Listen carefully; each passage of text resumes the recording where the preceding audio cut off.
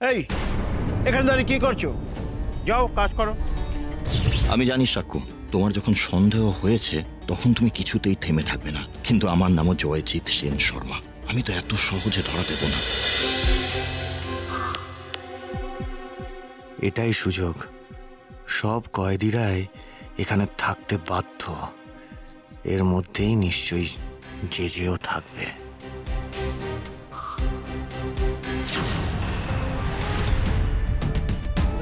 এই লোকটার গায়ে চাদর কেন? চেহারাটাও জেজের মতোই লাগছে। যাই তো।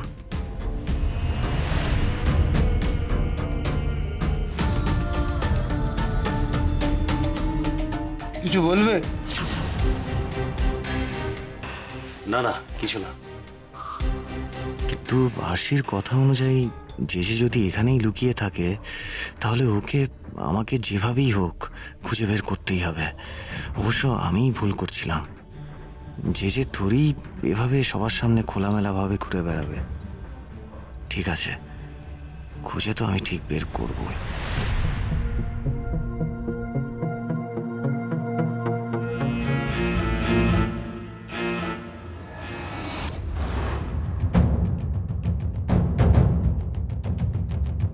সবাই তো বাইরে, এই লোকটা ছেলে কেন? এই লোকটা কে? কালও এনাকে দেখলাম চাদর ঢাকা দিয়ে শুয়ে আছে, আজও তাই। আর যাবতীয় খাবার দাবারও এই দিকটাতেই এসেছে কেন? আর লোকটা এই একইভাবেই বসে আছে কেন? ও কি অসুস্থ নাকি? একবার ভালো করে দেখতে হচ্ছে তো।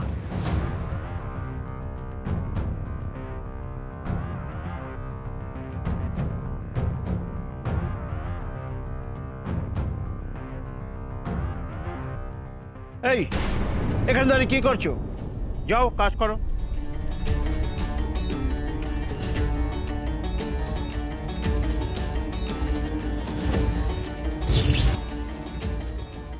আমি জানি সাক্ষ্য, তোমার যখন সন্দেহ হয়েছে তখন তুমি কিছুতেই থেমে থাকবে না, কিন্তু আমার নামও জয়জিৎ সেন শর্মা। আমি তো এত সহজে ধরা দেব না। জেলার স্যার এসে গেছেন, সমস্ত কয়েদিদের ডাকছেন। চলো চলো সবাই, এই সবাই চলো তাড়াতাড়ি। এই, চলো চলো, সবাই চলো। আমার হাতে বেশি সময় নেই। যতক্ষণ সেলের বাইরে আছি ততক্ষণ এই কাজের বাহানায় আমাকে জেজেকে খুঁজে যেতে হবে। একবার সেলে ঢুকে গেলে আমি আর ওকে খোঁজার সুযোগ পাবো না। আরে কি হলো, তুমি শুনলে না? জেলা স্যার এসে গেছে, চলো।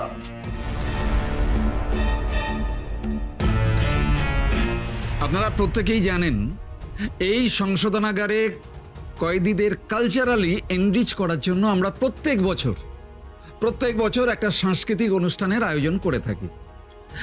সেই রীতি মেনেই এবছরও সেই সাংস্কৃতিক অনুষ্ঠান আগামীকাল আমরা শুরু করছি। আমাদের এই সাংস্কৃতিক অনুষ্ঠানের আয়োজন করছেন দয়াবিন্দু ট্রাস্ট এনজিওর কর্ণধার মালবিকা রায়। জম একেবারে আমার সামনে দাঁড়িয়ে আছে। এখান থেকে যত তাড়াতাড়ি সম্ভব আমাকে বেরোতে হবে।